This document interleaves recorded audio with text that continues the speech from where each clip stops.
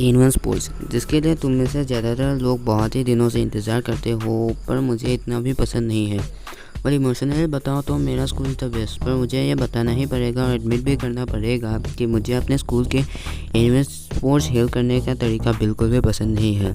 इसके रीज़न्स है। सबसे पहले मैं आपको बताता हूँ कि मेरे स्कूल में खिलाने वाले sports English and assignment recitation, declamation, debate, quiz, extempore speech, arithmetic race और सिंपल रेस, या फिर क्या बोलते हैं मुझे नहीं पता उस चीज़ को, marble race, musical chair, of course for girls, like English recitation.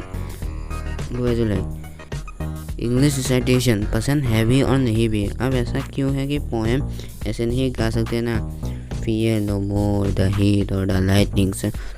Poem को ऐसे गाना पड़ता है एकदम एक्सप्रेशन के साथ, जिसे रिसाइटेशन कहते हैं। जो भी बंदे इस रिसाइटेशन का अच्छे से कर सकते हैं, मेरे मन में उनके लिए बहुत ही ज़्यादा रेस्पेक्ट है। और पर किसी तरह से मैं इंग्लिश रिसाइटेशन किसी तरह से मैं कर लेता हूँ, इसलिए मैं इंग्लिश रिसाइटेशन ज्वाइन करता हूँ। और पर आसामी रिसाइटेशन मैं नहीं कर सकता, क्योंकि सुन लो एक बार आसामी रिसाइटेशन कैसा होता है। চিরন্তন নারী যুগমিয়া রহস্যরে ভরা বিচিত্র এক সহজ প্রকাশ মোৰ বাসনাত কোনো নতুনত্ব নাই। और कारण ये तो बिल्कुल भी नहीं है कि इंग्लिश या आसामीज पसंद नहीं है। पिछले साल नहीं, इस साल आसामीज ऐसे राइटिंग कॉम्पिटिशन भी हुआ था, जिसमें मैंने ज्वाइन किया था। तो मुझे आसामीज बुरा नहीं लगता, मुझे आसामीज पसंद है। और क्यों बुरा क्यों लगेगा अपने मदर टंग को, पर रिसाइटेशन में नहीं कर सकता। और इंग्लिश रिसाइटेशन और आसामीज रिसाइटेशन में फ़र्क होता है। और साथ में आसामीज रिसाइटेशन में जो पोएम्स आते हैं उनमें राइमिंग वर्ड्स नहीं होते, इसलिए उन्हें याद रखना बहुत ही ज़्यादा मुश्किल होता है। नहीं होता है यार मुझसे। डिक्लेमेशन कंपटीशन मुझे बहुत पसंद है, इसीलिए क्योंकि डिक्लेमेशन में तुम खुद चूज़ कर सकते हो कि क्या बताओ उस टॉपिक के बारे में। डिबेट कंपटीशन हमारे नहीं होते, हमसे एक साल बड़े बच्चों से को होते हैं, बड़े बच्चे या फिर 8th स्टैंडर्ड से होते हैं। क्विज भी पसंद है और हर बार मैं ज्वाइन भी करता हूँ। ये अलग बात है कि हमारी टीम ज़्यादातर बार लास्ट होती है, फिर भी अच्छा लगता है क्योंकि एक सस्पेंस रहता है। एक्सटेम्पो स्पीच कंपटीशन पसंद है मुझे, पर मैं ज्वाइन नहीं करता।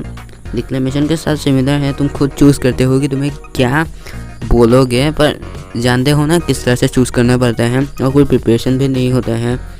और जब मैं ये लाइन बोल दिया कि कोई प्रिपरेशन मेरे पास नहीं होता है, तो तुम कह सकते हो कि मैं रट्टा मार के आता हूँ डिक्लेमेशन कंपटीशन में, सिर्फ रट्टे के बल पे अपना क्या परफॉर्मेंस देता हूँ। और इट्स एब्सोल्युटली फाइन। मेरे दोस्त कहेंगे कि मुझे क्यों एक्सटेम्पो स्पीच नहीं पसंद, इसके कारण क्या है, वो लोग बताएंगे कि यही कारण है ना, इसलिए तो मुझे एक्सटेम्पो स्पीच पसंद नहीं है। पर trust me, that's not the reason. अब आते हैं रेस की तरफ या फिर मैराथन की तरफ। देखो, मैं फिज़िकली इतना फिट नहीं हूँ, इसीलिए 4th क्लास से ज्वाइन नहीं किया है इस जो मैराथन या रेस या फिर जो भी इसे कहते हैं। और मैं कुछ नहीं बताऊंगा इस स्पोर्ट के बारे में। मुझे एथलेटिक रेस को ज्वाइन करने का मन है, पर अभी तक चांस ही नहीं मिला मुझे ज्वाइन करने का, क्योंकि हर बार स्पोर्ट्स के दिनों में मुझे इतना मन होता है स्कूल आने पर कुछ ना कुछ होता ही है मेरे घर में, या फिर मैं बुखार में रहता हूँ या फिर कहीं जाना होता है, कुछ ना कुछ तो होता ही है। मार्बल रेस मुझे अच्छा लगता है और मैं ज्वाइन भी करता हूँ। गोजे लाइक मुझे देखने में अच्छा लगता है, पर मैं ज्वाइन नहीं करता। यहाँ तक सुनने के बाद नहीं पता चला होगा कि क्यों मैं एक्साइटेड नहीं रहता, तो सुनो। आप देखो, मैंने तुम्हें कहा कि मैं टोटल 3 गेम्स में से 5 गेम्स में ज्वाइन करता हूँ, और 3 गेम्स के अलावा भी और कुछ गेम्स हमें स्कूल में खिलाते हैं, और 3 गेम्स ही है। ये सुन के ही तुम लोग बौखला भी चुके होगे। और हाँ, हमारे स्कूल में चेस भी होता है, और चेस में भी मैं ज्वाइन करता हूँ, इसलिए 11 गेम्स। और हाँ, मैं 3 या फिर 11 गेम्स में से 5 गेम्स में ज्वाइन करता हूँ, यानी कि आधे गेम्स, और ये ज़्यादा ही है। अब देखो, टीचर्स के लिए क्या है कि एक्सटेम्पो स्पीच या फिर कोई भी स्पीच नहीं दिया है तो एक्सप्रेशन ऐसा दिखाते हैं कि हम लोगों ने कुछ भी ज्वाइन नहीं किया है, पर ऐसा तो नहीं है ना। अब दिक्कत ये है कि कोई भी ज्वाइन ही नहीं करता है।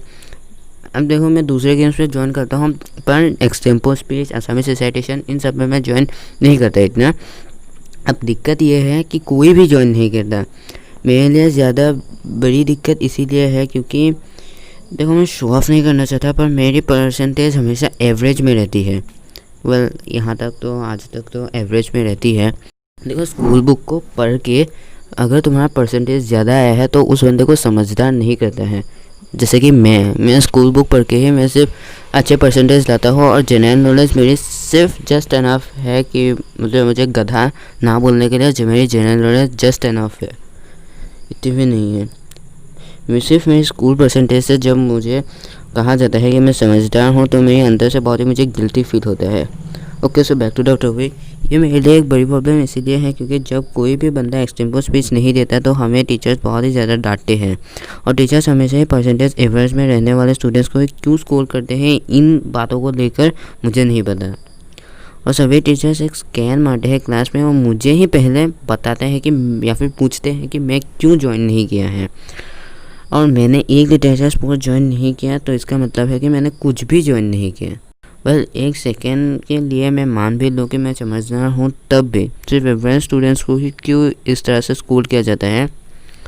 दूसरे बच्चे क्या मतलब एक भाषण नहीं दे सकते। और ये सिर्फ एक्सटेम्पो स्पीच में ही नहीं बल्कि पेरेंट्स डे और टीचर्स डे के स्पीच में भी होता है। अब कुछ और रीजन्स भी हैं जो कि स्पोर्ट्स रहने के दौरान होते हैं। जैसे कि मैंने कहा कि हम एवरेज स्टूडेंट्स को ज़्यादा कहते हैं, पर जब कंपटीशन शुरू होने वाले होते हैं और कॉम्पिटिटर्स कम होते हैं तो सबकी जलाली होती है। तब टीचर चिल्लाते हैं कि यू हैव टू सी। चलो, डिक्लेमेशन, एक्सटेम्पो स्पीच और बाकी स्पीच में तो कुछ बोल ही दूंगा, पर पोएम रिसाइटेशन में और नहीं कर सकता, नहीं है याद, पोएम नहीं किया है प्रिपरेशन। क्या चाहते हो कि माइक के सामने जाके रो दूं? क्यों चिल्लाते हो कि यू हैव टू से, यू हैव टू से? अब चलो, ये तो गया। अब देखो, हमारे स्कूल में स्पोर्ट्स कम खिलाते हैं और इसीलिए फ़िज़िकल स्पोर्ट्स भी कम ही होंगे। और मानो यार, फ़िज़िकल स्पोर्ट्स देखने में ज़्यादा मज़ा आता है। अब जब हमारे ग्रुप की कुछ रिसाइटेशन या फिर ऐसा ही कुछ होता है तो हमारे सीनियर्स के बैडमिंटन या फिर दूसरे खेल होते हैं। अब एक बहुत ही अजीब रूल है कि तुम दूसरे ग्रुप्स के मैचेस नहीं देख सकते हो अगर तुम्हारे ग्रुप की कोई कंपटीशन चल रही हो तो। वही डिजंट इट? पर हम हरामी हैं, हम लोग चुपके से जाके बैठ के देख लेते हैं। होपफुली हमारे सीनियर्स अच्छे हैं और वो बातें नहीं लगाते कि देखो सर, ये यहाँ बैठे हैं। और हमें स्कूल हमेशा लंच लेके जाना है, हमें स्कूल में हमेशा लंच लेके जाना पड़ता है, स्पोर्ट्स डे या फिर किसी भी डे में या फिर एनुअल्स डे में। और स्कूल से दिया हुआ लंच खाओगे ये सोचना भी नहीं। ऐसा नहीं है कि ख़राब खाना देते हैं, पर जो देते हैं उससे भूख नहीं मिलती या फिर सिंपली बहुत ही कम देते हैं। मेरे दोस्त समझ गए होंगे कि मैं किस खाने की बात कर रहा हूँ। पर और भी कुछ होते हैं, पर वो सब अच्छी चीज़ें हैं। अच्छी चीज़ें बहुत सारे हैं और बुरी चीज़ें ही कम होती हैं। और बुरा मत मानना कि मैंने सिर्फ अपने स्कूल के स्पोर्ट्स डे में ना हुआ।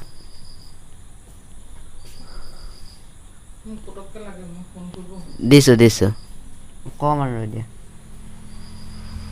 तो इस वीडियो के लिए सिर्फ इतना ही। वीडियो देखने के लिए बहुत बहुत शुक्रिया। मिलता हूँ तुमसे अगले वीडियो में। वैसे भी मैं बता किस कह रहा हूँ, मेरा चैनल तो कोई देख भी नहीं रहा है और गलती से भी कोई नया बंदा आया है तो प्लीज़ सब्सक्राइब कर दो। ओके, सो बाय।